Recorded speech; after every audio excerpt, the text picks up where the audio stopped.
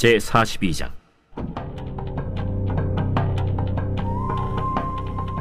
그때 야곱이 애굽에 곡식이 있음을 보고 아들들에게 이르되, 너희는 어찌하여 서로 바라보고만 있느냐? 내가 들은즉 저 애굽에 곡식이 있다 하니 너희는 그리로 가서 거기서 우리를 위하여 사오라. 그러면 우리가 살고 죽지 아니하리라. 요셉의 형 10사람이 애굽에서 곡식을 사려고 내려갔으나 야곱이 요셉의 아우 베냐민은 그의 형들과 함께 보내지 아니하였으니 이는 그의 생각에 재난이 그에게 미칠까 두려워함이었더라.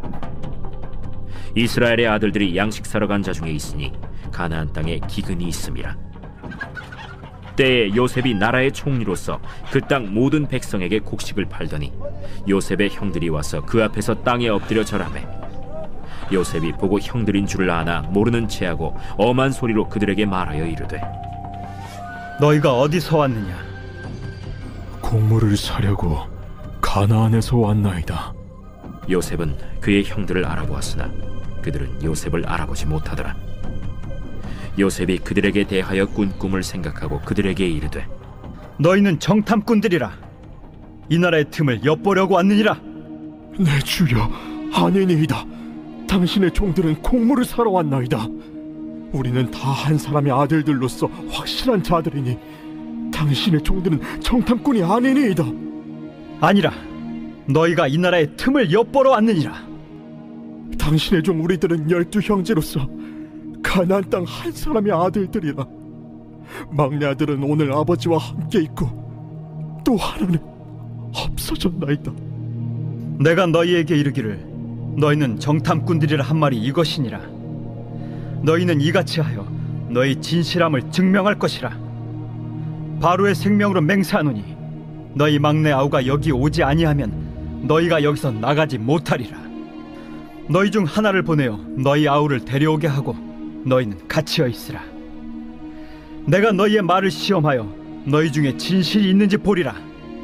바로의 생명으로 맹세하노니 그리하지 아니하면 너희는 과연 정탐꾼이니라. 그들을 다 함께 3일을 가두었더라. 우리가 성경을 바라볼 때요, 어떤 안경으로 바라보느냐가 굉장히 중요한데요. 어떠한 책을 읽든 어떠한 장을 읽든지 간에 우리가 반드시 갖추어야 될 안경 중에 하나가 바로 이 구원이라는 안경입니다. 그래서 오늘 창세기 42장도 이 구원이라는 안경을 통해서 살펴봐야 되는데요. 우리 예수님께서 성경에 딱 한가운데 계십니다. 그래서 구약은 오실 예수 그리스도가 어떤 분이신지에 대해서, 또 신약은 오신 예수 그리스도에 대해서 말하고 있는데요. 이 구약은 오실 예수 그리스도, 즉 예수 그리스도의 그림자에 대해서 말을 하고 있습니다. 오늘 본문에서는 드디어 요셉의 형들이 애굽으로 내려오는 그런 이야기인데요. 잘 보시면은 이 형들은 한 마음으로 요셉 이 한 사람을 없애려고 했는데 요셉 한 사람으로 말미암아 모두가 살아나게 됩니다. 마치 이것은 예수 그리스도와도 흡사하지 않습니까? 이 세상이 한 마음으로 예수 그리스도 한 사람을 없애려고 했는데 그 십자가로 말미암아, 예수님으로 말미암아 모두가 살아나게 되는 것이죠. 자, 그렇게 요셉은 예수 그리스도의 그림자다라는 것을 우리가 기억하면서 나아가야 하는데요. 오늘 본문 1절에 보시면, 그때 야곱이 애굽에 곡식이 있음을 보고 아들들에게 이르되, 너희는 어찌하여 서로 바라보고만 있느냐? 너희는 어떻게 서로 그렇게 멀뚱멀뚱 보고만 있냐? 뭐라도 해야 되지 않겠냐? 이런 얘기를 하는 것이죠. 야곱이 또 이르되, 내가 들은즉 저 애굽에 곡식이 있다 하니 너희는 그리로 가서 거기서 우리를 위하여 사오라. 그러면 우리가 살고 죽지 아니하리라. 자, 야곱이 이런 얘기를 먼저 꺼낸다는 것부터가 지금 이 가정이 정상이 아니라는 것이죠. 이미 너무나 많이 무너져 있는 거예요. 이 당시에 이 본문에서의 야곱의 나이는 이미 100살이 넘었습니다. 자, 그런데 그런 아버지 앞에서 어떤 얘기 하나 변변치 않게 하지 못하는, 어떤 얘기 하나 못하는 그런 아들들, 그런 모습들이죠. 굉장히 야곱은 그늘져 있고요. 이 야곱의 어떤 무거운 분위기 가운데 이 자녀들은 아직도, 이 10 아들은 아버지에게 어떤 이야기 하나 제대로 하지 못하는 그런 상황 가운데 있습니다. 여러분, 어떤 조직이 늘 위에 사람이 말하지 않으면 움직이지 않는 그런 조직은 건강한 조직이 아니죠. 이 가정이 그런 역기능적인 모습을 보이는 이유가 뭡니까? 엄청나게 그 큰 죄가 아직도 해결이 안 됐고 가리워져 있는 것이죠. 자, 그런 가운데 3절과 4절을 보시면 요셉의 형 10사람이 애굽에서 곡식을 사려고 내려갔으나 야곱이 요셉의 아우 베냐민은 그의 형들과 함께 보내지 아니하였으니 이는 그의 생각에 재난이 그에게 미칠까 두려워함이었더라. 자, 이제 보시면은요, 요셉을 잃고는 그 아버지의 사랑이 베냐민에게로 간 거예요. 이 10아들은 안중에도 없습니다. 그래서 10사람은 애굽에서 곡식을 사려고 내려갔으나라고 3절에 써 있잖아요. 이런 편애, 이것은 사랑이라기보다는 집착에 가까운 그런 모습입니다. 자, 그래서 원래 이 막내는요, 형들의 사랑을 받는 게 너무 당연한 모습인데 하도 아버지 야곱이 끼고 도니까 형들은 오히려 막내가 미워질 수밖에 없는 것이죠. 이 야곱만큼은 잃어버리지 않겠다는 그 집착 때문에 오히려 문제가 생기고 꼬이는 모습을 바라보게 됩니다. 여러분, 사랑은 이타적입니다. 사랑은 상대방을 위한 것인데 이 집착은 이기적인 것이고요. 나 때문에 내가 상처받지 않으려고 집착하게 되는 것이죠. 사랑은 떠나보낼 수 있는데 집착은 떠나보내지 못합니다. 자, 그런 모습이 지금 야곱의 왜곡된 사랑이라는 것이죠. 5절에 이스라엘의 아들들이 양식 사러 간 자 중에 있으니 가나안 땅에 기근이 있음이라.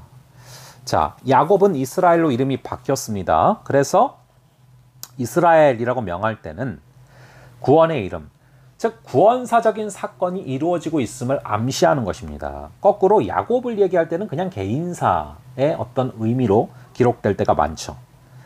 그런데 가나안 땅에 기근이 있음이라 라고 기록되고 있습니다. 여러분, 여기서 우리가 알 수 있는 것이 믿음의 사람에게도 동일하게 기근은 온다는 것입니다. 이 기근 속에 담긴 메시지가 뭡니까? 여러분, 이삭도 기근을 겪어서 우물을 팠게 됐고 야곱도 기근을 만납니다. 우리가 하나님을 믿든 믿지 않든 기근은 동일하게 온다는 거예요. 그러므로 예수님을 믿는데 왜 기근이 오냐? 이것은 틀린 말이라는 것이죠. 우리가 믿는 또 사람들은 믿음 안에서 겪는 그 기근은 믿음이 빚어지는 그런 사건이 된다는 거예요. 믿음이 더 깊어지는 사건이 된다는 것이죠. 이 기근을 통해 하나님과 친밀감이 더해지는 것이죠. 우리는 기근을 피할 수는 없지만 기근보다 더 크신 하나님을 만나게 되는 것입니다. 하나님의 사랑은 우리로 하여금 고난을 면하게 하는 것이 아니라 고난 가운데 환난은 인내를, 인내는 연단을, 연단은 소망을 이루는 줄을 알게 하시는 거죠. 그래서 이 땅이 아니라 본향에 소망을 두며 걸어가게 하는 것이 바로 우리 크리스천들의 고난 가운데의 모습이라는 것입니다. 자, 6절에 보시면 때에 요셉이 나라의 총리로서 그 땅 모든 백성에게 곡식을 팔더니 요셉의 형들이 와서 그 앞에서 땅에 엎드려 절하매. 자, 여러분 여기 보시면은 21년 전에 요셉이 꾸었던 꿈이 그대로 이루어지고 있는 구절입니다. 요셉은 형들이 땅에 엎드려 절하는 것을 바라보며 전율이 돋았을 것입니다. 이것을 계기로 모든 지나온 과거가 새롭게 해석이 됐겠죠. 이 순간 요셉은 기도했을 겁니다. 하나님, 이 만남을 앞으로 제가 어떻게 이끌어 가야 합니까? 굉장히 복잡한 심정 가운데 이런 기도를 했을 것입니다. 자, 이 요셉은 13년 만에 총리가 됐고요. 그리고 이어서 풍년이 7년 동안 있었고 그 후에 첫 해나 혹은 두 번째 해에 바로 이 사건이 벌어졌기 때문에 아마도 21년 만에 만남이다라고 생각이 됩니다.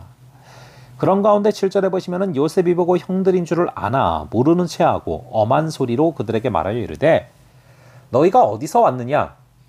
자, 이게 바로 알면서 하는 질문이죠. 뭐 형들인데 어디서 왔는지를 왜 모르겠습니까? 이렇게 우리가 받고 또 우리가 하는 질문 가운데는 몰라서 하는 질문이 아니라 그 진실성을 보려고 던지는 질문이 있다라는 것이죠. 자, 그래서 가나안에서 왔다라고 말을 하고요. 8절에 보시면 요셉은 그의 형들을 알아보았으나 그들은 요셉을 알아보지 못하더라. 우리가 살아가는 삶의 모습이 여기 그려져 있습니다. 누군가는 나를 정확히 알고 나오는데 우리는 또 전혀 모르고 그 사람을 만날 때가 있습니다. 그러한 우리의 삶의 모습들이 8절에 기록되어 있는 것이죠. 근데 사실 우리 크리스찬들은 누군가를 만난다는 것이 왜 만난다라는 것인지를 정확히 알고 있습니다. 세상 사람들은 누군가를 만날 때 그 사람을 이용하려고 만나기도 합니다. 하지만 우리 크리스찬들은 그 사람의 영적 필요를 위해서 만나게 하신다라는 것을 우리는 알고 있는 것이죠. 우리가 어떤 사람을 의지하려고 만나는 것이 아니라 그분의 뜻이 있어서 만난다라는 것을 우리는 안다라는 것이죠.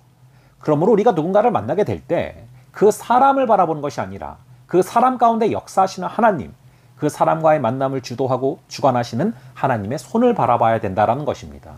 그럴 때 우리의 만남은 하나님의 뜻을 이루어가는 귀한 만남들이 될 줄로 믿습니다. 자, 그럼 잠시 기도하겠습니다. 아버지 하나님, 오늘의 말씀을 통하여서 우리 주님께서 구원의 역사를 이루기 위하여서 요셉을 다듬어 가시는 그 모습들을 바라보게 됩니다. 또한 이 야곱의 집착, 이 이기적인 사랑이 오히려 이 하나님의 그 요셉을 향한 그 사랑을 가로막았던 그 과정들을 우리가 바라보게 됩니다. 아버지 하나님, 우리가 집착하지 않고 사랑할 수 있는 역사, 이기적인 집착이 아니라 이타적인 사랑으로 걸어갈 수 있는 은혜를 허락하여 주시옵소서. 아버지, 믿는 사람 역시 기근을 피할 수는 없으나 하나님의 사람은 고난을 면하는 것이 아니요 환난은 인내를, 인내는 연단을, 연단은 소망을 이루는 줄을 체험케 하시는 줄을 믿습니다. 아버지 하나님, 우리 주님께서 주시는 그 소망 가운데 어떠한 고난 가운데서도 걸어가게 하시고 또한 오늘 만나는 많은 만남들 가운데 하나님의 손이 우리를 어떻게 주관하시는지를 바라보며 하나님의 뜻을 이루어드리는 그런 귀한 만남들이 되게 하여 주시옵소서. 오늘 하루도 우리를 붙잡아 주실 줄을 믿사오며 이 모든 말씀 우리 주 예수 그리스도의 이름으로 기도합니다. 아멘. 예, 그럼 또 다음번에 뵙도록 하겠습니다.